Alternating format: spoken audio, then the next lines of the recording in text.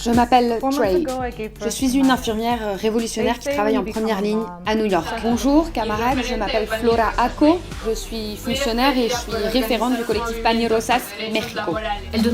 En 2020, nous sommes confrontés à une pandémie et à une crise économique mondiale. Le virus est naturel, mais le capitalisme est la cause de la crise qui a frappé même les villes les plus importantes du monde. La crise du coronavirus a de nouveau fait trembler l'Union européenne, en portant en évidence le fait que ce soit avant tout un accord réactionnaire entre les différents États impérialistes. Bonjour, je suis Charlotte, infirmière obstétricienne à Munich et militante de l'organisation internationaliste révolutionnaire RIO.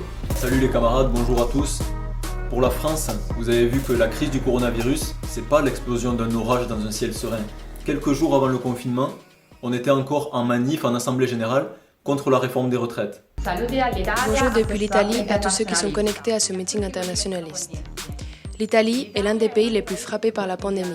Il y a eu plus de 200 000 contaminés et de 27 000 morts. Au Venezuela, nous traînons l'une des plus profondes crises de toute notre histoire.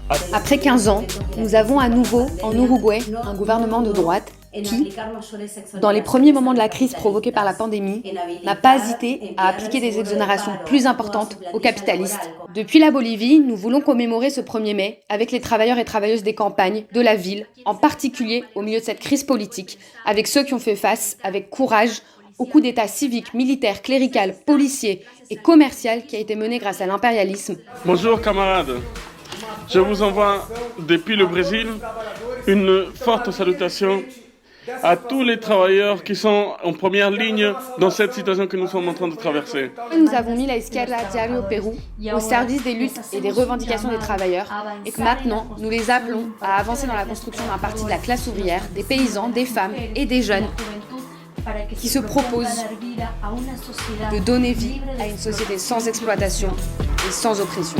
Depuis le Chili, nous voulions vous envoyer à toutes et toutes les camarades qui se sont connectés aujourd'hui pour ce meeting international un salut, parce que pour ce 1er mai, plus que jamais, il a été démontré que la classe ouvrière n'a pas de frontières. Salutations camarades et à tous ceux qui participent aujourd'hui à ce meeting important du 1er mai. Vive le 1er mai, vive la classe ouvrière et vive la 4e internationale.